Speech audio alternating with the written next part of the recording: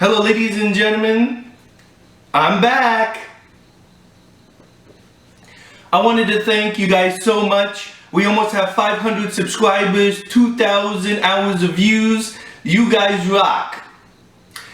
The end of my goal for this year is to have 1,000 subscribers and 4,000 hours. So I'm going to work almost once a week and push out videos that'll help you, help other people to be successful, so that way you don't become part of the statistic that businesses fail within 5 years.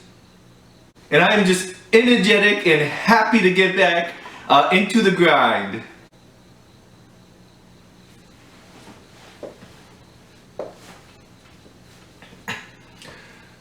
So what I'm going to talk about today is Business 101. How to make sure that your business doesn't fail and that it's able to prosper and flourish through the difficult times.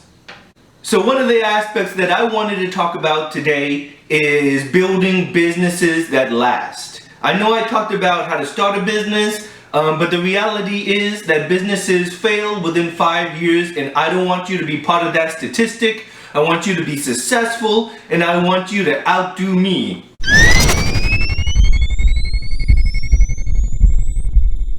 So this is what to do after you've initially started the business. You've gotten the supplies, you've gotten your EIN number, you've gotten everything that you need to do, your business is starting to run, you feel empowered, you feel good, and I want you to be set up for when there's bumps on the road. Maybe a recession, maybe during the slow season when there's not enough classes, and how to make sure that you're able to go over that hump with the support of your peers. And then also, so the first thing that you should do from the very beginning is set up an emergency fund. It could be, $2,000, $3,000, but I want you to put about 10% if possible into an emergency fund. This is a rainy day fund that if your business starts to tank, maybe you can take some of the money out for rental, only the key necessities. Not to go out and buy other mannequins. That's not a key necessity. But things that will sustain your business, it's absolutely critical, and that your business cannot do without. Like, for instance, not paying the rental for your office space. That's a rainy day fund. COVID, and you're not able to do any classes. That's a rainy day fund. So rainy day fund is very important. A lot of people, they rake in the money, they do very well. You will have a bump on the road. I guarantee you that. All businesses are not, 100% of the time successful. There is going to be those slow periods. There is going to be something that happens. We take it from the premise of housing, for instance. Every 10 years, there's something major you have to do with the house. The same thing almost for your business. But unfortunately for the business, it's almost every 5 years. So that's why businesses fail usually within 5 years, is because they don't have a rainy day fund. So please, fellow entrepreneurs, build that emergency fund. It's absolutely crucial. I'm going to spend a small amount of time talking about good debt and bad debt. So a lot of times when people, they take out the initial loan, to get the supplies, to get the mannequins, they want things to start rolling, they want life to be good. I'm sort of against the debt. So the reason how we started, or the way that we started, was we had 2 mannequins, and in fact the mannequins weren't even ours. I ended up renting it from somebody else until we built those funds, until we started doing more and more classes, and then I took that extra money and I reinvested it back into the company to build more and more supplies. Right now we have like 100 mannequins that we fully own, the big reds, which are a little bit more expensive, but now we're moving on to the Prestons because they're a little bit more lighter weight, and we do a lot more traveling since doing the classes in-house a little bit. So debt is a big issue. You can utilize it well, or it can swallow you whole. So I don't recommend people initially to get that business credit card, to take out a $10,000 loan to start your company and stuff like that. When we do business coaching, some people, they're like, man, Andrew, I want to leave yesterday, my company. My company sucks, I hate working for it, etc., I want to start my own thing. That's perfectly fine. Stay with it. Stay in the grind. Do your side hustle, build up your wealth and stuff like that, and then you can ding dong ditch. But initially, ding dong ditch, without having a plan, without doing any pre-work and stuff like that, without knowing your marketing for the area that you live in is extremely bad, extremely bad. I know that some jobs, they're really, really bad. Sometimes, you know, they require you to work 16 hours a day, and all you want to do when you get back home is just to go to bed. Push it out for an hour a day. Say I will spend an hour a day on myself, on my business, instead of working for somebody else. So debt is a big, big thing. That's the reason why most of the companies fail. When you start getting that emergency fund, the initial $2,000, maybe $3,000, then what we want to do is almost like in the housing industry where we want to build up to 3 months of wealth, just in case something happens. And building up 3 months, 6 months of emergency fund for your company might sound like a big deal. To be honest, in the beginning, don't really worry about that. If you look at the big number, it's going to overwhelm you. Start off with that initial $2,000, $3,000. Make that your goal for a year. And then after that initial year, building up that emergency fund, then go ahead and start building up that 3 to 6 month emergency fund. It is a daunting task, but as I said, we're not expecting you to put 50% of your company or your revenue into the business. It's only about 10%. Put it aside, put it away. Don't worry, in a year you'll thank me later when that hiccup happens or when that bump on the road happens. You're going to be like, man, that Asian guy was right. Something a lot of people don't think about until sometimes it's too late, maybe 4 to 5 years down the road, is retirement.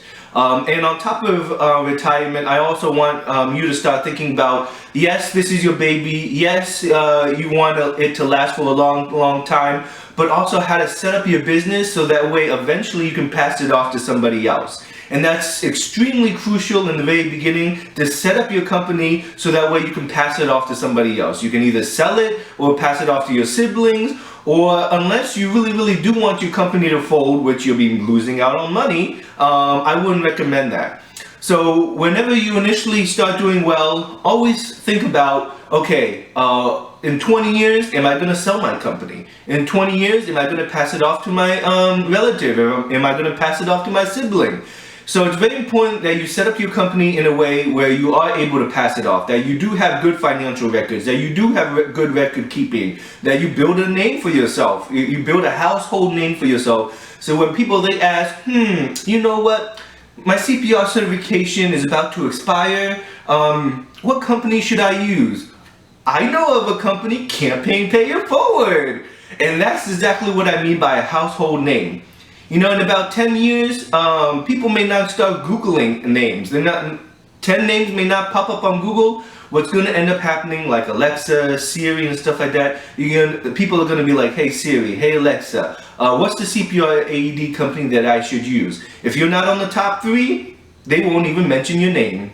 So build a retirement and build redundancies. Those are the two things that should go hand in hand, because the reality is, in your 80 years old, you're not going to be able to do as much as you are for the company anymore. I mean, look at me. I have 1 foot in the grave already and 1 foot out. I'm about to kick the bucket. Residual income. Absolutely crucial. But before I talk about residual income, I want to also talk about how to grow your business. So a lot of people, they initially start off with the CPR AED certifications, which is fine, but go into other things. So our goal and our mindset is redundancies. So rules of 3. So we're going to have 3 businesses and 3 sources of income. When I say 3 businesses and 3 sources of income, a little bit different, because the 3 businesses are 3 viable businesses that work. 3 sources of income, yeah, those can be streams of income, but that's not really a business. So you'll have 1 business, and then under that 1 business, you'll have 3 sources of income.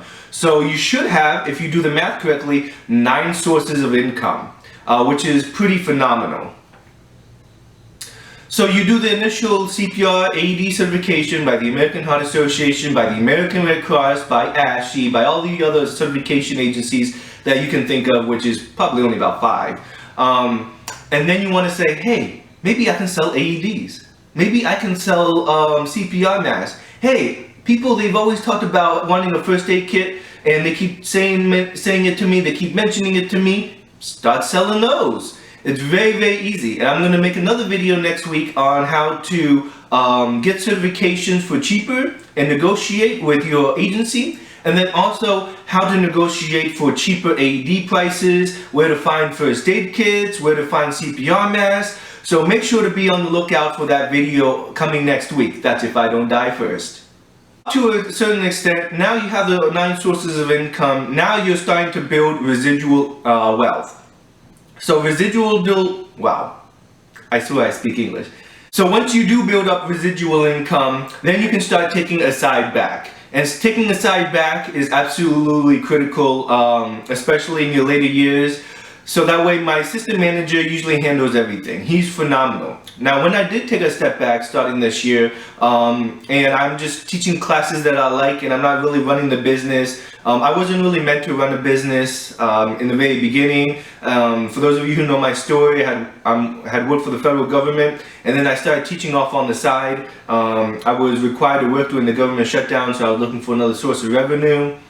And so I love teaching, but when our company kept expanding exponentially for 5 years, it just got too big. You know, I don't have a business degree. You know, I spent 3 years, you know, reading about CPR AED businesses, and finally I made that jump.